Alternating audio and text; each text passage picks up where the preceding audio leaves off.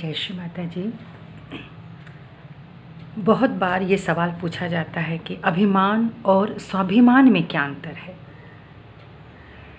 सबसे बड़ा अंतर ये है कि जब कोई हमसे ज़बरदस्ती अपनी बात को मनवाता है और हम उसको मानते चले जाते हैं, कभी धर्म के नाम पे, कभी रिश्तेदारी के नाम पे या किसी भी नाम पे, परिवार को संभालने के नाम पे। एक स्त्री है, उससे ये बोला जाता है कि तुम अपना घर छोड़ कर के आई हो, ससुराल में आई हो, तुम्हें सबकी बात सुनने का, उसको मानने का धर्म है, चाहे तुम्हारी बात कितनी नीचे हो जाए। क्या ये सही है? और जैसे ही वह किसी गलत बात का विरोध करती है, जैसे कभी उसके साथ कभी अनाचार हो, बहुत सारी चीज़ें घर में हो रही होती हैं, अगर उसके साथ कुछ अनाचार होता है, वो किसी से कहना चाहती है तो उसको चुप करा दिया जाता है। तुम्हें शांत रहना चाहिए, तुम्हारा धर्म नहीं है। तब उसका स्वाभिमान जगता है और जब वो उस पर चर्चा करती है या उस पर कोई लड़ाई हो जाती है, कोई कार्य हो जाता है, तो ये उसका स्वाभिमान है। अभिमान वो है जो हर धर्म को नकार दे, हर बात को नकार दे।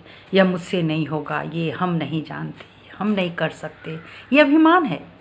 लेकिन यदि उसकी कोई इच्छा के विपरीत जा कर के, उसके हृदय के भी ऊपर खराबी करके यदि उससे कोई काम लेता है या कुछ कहता है, तो वो स्वाभिमान है जब वो नकारती है। जैसे मैं एक कथा लेती हूँ, मैं उपनिषद की, जो एक दासी है, देवदासी है, उसका नाम जाबाली है। बहुत खूबसूरत है, बहुत ही खूबसूरत है। आप समझ रहे हैं कि ऐसे ही लोगों को उठा करके, ऐसे ही लड़कियों को देवदासी बनाया जाता था। अगर वो देवदासी है तो कोई मनुष्य उसको कैसे छू सकता है, इस पर कोई चर्चा नहीं। लेकिन देवदासी है तो उस पर सबका अधिकार है। वह पंडित भी जो वहाँ पूजा करा रहे हैं, उनका भी अधिकार बन जाता है। ये कैसे संभव है? तो ये कहना है कि जब उसका जीवन काफ़ी लंबा व्यतीत हो गया, उसने सबकी बात सुनी, उसके मान का कितना हनन हुआ जब कई पुरुषों ने उसको छुआ। प्रेम करना और बात है, समर्पण करना भी और बात है, लेकिन ज़बरदस्ती कोई बात मानना, यह एकदम अलग बात है। तो उस स्त्री को, जहाँ सबने उसका सदुपयोग किया है, जब एक समय आता है वो एक पुत्र की माँ बनती है, नाम रखती है सत्यकाम, सत्य को धारण कर लेती है, जो जैसा है वैसा है उसको स्वीकार कर लेती है। उसके बाद जीवन यापन करने के लिए भी उसने उस परिस्थिति को स्वीकार कर लिया। बच्चा बड़ा होता है। एक सेठ जो काफ़ी रसूख वाला है, वो ये चाहता है कि अब वह जाबाली उसके साथ रहे, उसको वह अपने प्रिय की भांति रखेगा। वह बार बार उसके दरवाजे पर आता है कि तुम सोच लो, क्या तुम मेरे साथ चलना चाहते हो, रहना चाहती हो, तो तुम्हें एक सम्मानपूर्ण जीवन मिलेगा। जाबाली कुछ सोचती है, वह कौन सा जीवन उसको देगा जहाँ उसकी 3-4 पत्नियाँ भी हैं। उस समाज में उसको कौन सा जीवन मिलेगा, और जो मिलेगा क्या वह इससे कष्टकर न होगा? यहाँ तो वो आज़ाद है, अपनी इच्छा से समर्पित कर रही है, लेकिन वहाँ तो उसकी हर बात सुननी पड़ेगी। पुनः एक आ जाएगी धारणा कि मैं तुम्हें लेकर के आया, मैंने तुम्हें स्थान दिया, मैं तुम्हारा भरण पोषण कर रहा हूँ, तुम्हें मेरी ही बात सुननी है, गाहे बगाहे जब चाहे। फिर उस स्त्री का मान कहाँ गया? तो उसका स्वाभिमान बोल पड़ा, नहीं नहीं आर्य, मैं आपके साथ नहीं आ सकती। क्यों? तुम्हें हर सुख मिलेगा, ज़रूर मिलेगा, पर तुम्हारी मर्जी से मिलेगा। मेरी मर्जी कहाँ है?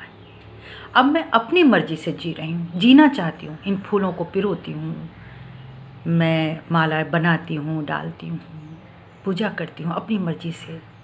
जब जैसा मेरा मन करता है मैं जीती हूँ, सत्य को धारण करती हूँ। कैसे प्रमाणित किया उसने कि वह सत्य को धारण करती है? जब उसके बेटे ने ज्ञान प्राप्त करने के लिए जगह जगह जाना शुरू किया तो सभी ने स्वीकार कर दिया। वही पंडित, वही ब्राह्मण, वही ज्ञानी जो शायद उसकी माँ को स्वीकार नहीं करती, बच्चे को स्वीकार किया कि तुम देवदासी पुत्र हो, इसलिए तुम्हें ज्ञान का अधिकार नहीं है।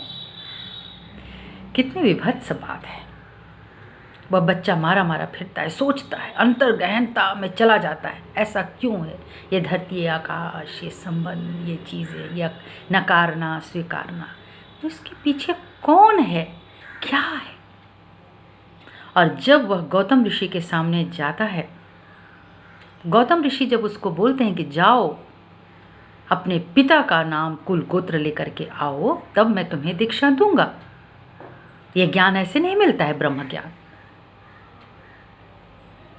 माँ के पास जाता है, पूछता है, माँ समझ जाती इतने बड़े ऋषि से छुपाना कोई आसान बात नहीं है।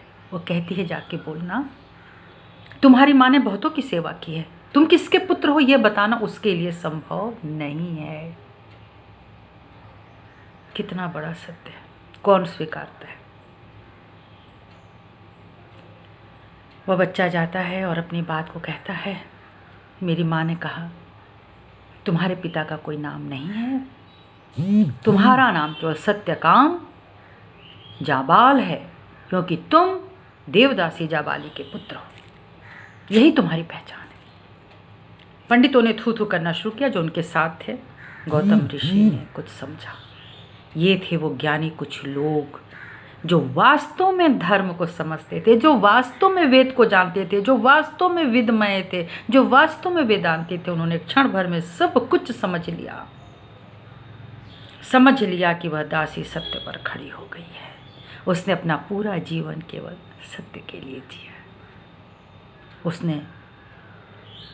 उन्होंने उस बालक को तुरंत बोला, संविधा लाओ और तुम्हें मैं वो ज्ञान देता हूँ, ब्रह्म ज्ञान, प्रथम ज्ञान। सभी लोगों ने पूछा, ऐसा क्यों प्रभु, आपने ऐसा क्यों किया? उन्होंने कहा, इसलिए कि इन्होंने सत्य को धारण किया हुआ है, वह सत्य बोल सकी। कितनी ऐसी चाहे महिला या पुरुष अपने जीवन को बता सकते हैं सबके सामने खोल के कि उनका जीवन क्या रहा है, कैसा रहा है। आवरण पे आवरण डाल करके लोगों ने अपने को चाहे जो भी जाति धर्म में खड़ा किया हो, जिस भी अभिमान में अपने को खड़ा किया हो, लेकिन वो स्वाभिमान नहीं है। स्वाभिमान तो जाबाली का था। जाबाली ने समझ लिया था, मिलेगा तो परमात्मा देगा, परमात्मा ही आके देगा। साधारण मनुष्यों की बात ये सब नहीं है। इसलिए अभिमान और स्वाभिमान में ये बहुत बड़ा अंतर मैंने देखा, मैंने महसूस किया। और ये प्रश्न जो हमारे सामने उठाए जाते हैं कि परिवार में जब भी कोई स्त्री या पुत्र जब अपने बड़ों के सामने कोई बात कहता है तो ये कहते हैं तुम्हें तो अहंकार आ गया, तुम मेरी बात नहीं सुनते। ऐसी बात नहीं है। समझना चाहिए कि वो ऐसी क्यों कह रहे हैं। तो स्त्री को भी घर में कहने का अवसर दीजिए, समझने का अवसर दीजिए। अगर वो ये कहती है कि ये बात उसके लिए संभव नहीं है या वो ऐसा पसंद नहीं करती है तो उसकी भी पसंद नापसंद का मान रखिए। इससे उसके स्वाभिमान की रक्षा होगी।